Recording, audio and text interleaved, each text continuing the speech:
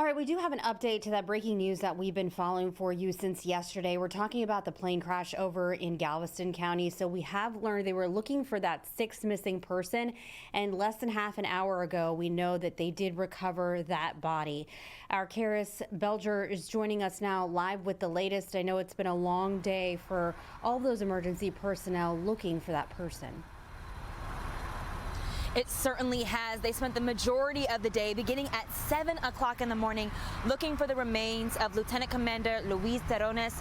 Less than a half an hour ago, as you said, they confirmed they have found his remains. And it was not too long ago after that we learned that a large boat, a large vessel, went out into Galveston Bay where the remains of that wreckage was in the water. And a large boat with a crane was there. And we watched them as they pulled that wreckage out of the water onto that boat so that they could begin their investigation.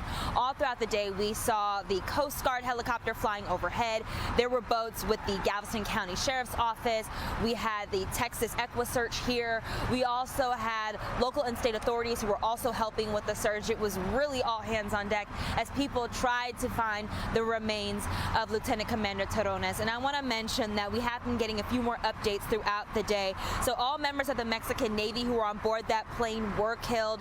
A doctor and a young patient who were also on the plane did not survive. Now, there were two women on board.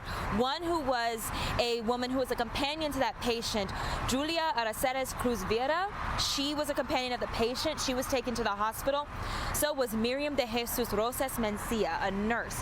She was also transported for treatment.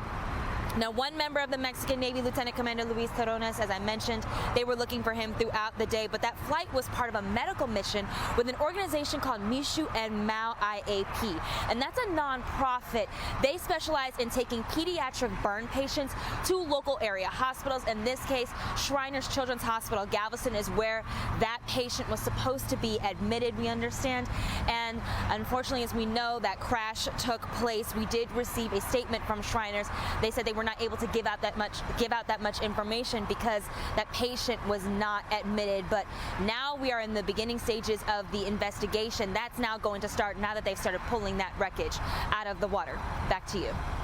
I was going to ask you, Karys, so the two people who are in the hospital, do we have a condition on them? We do not. I can confirm that a staff member with the Mexican consulate went to the hospital earlier today to speak with them. We have been reaching out to try and get details about their condition, but they have not provided an update just yet. All right. Thank you so much for that live report there.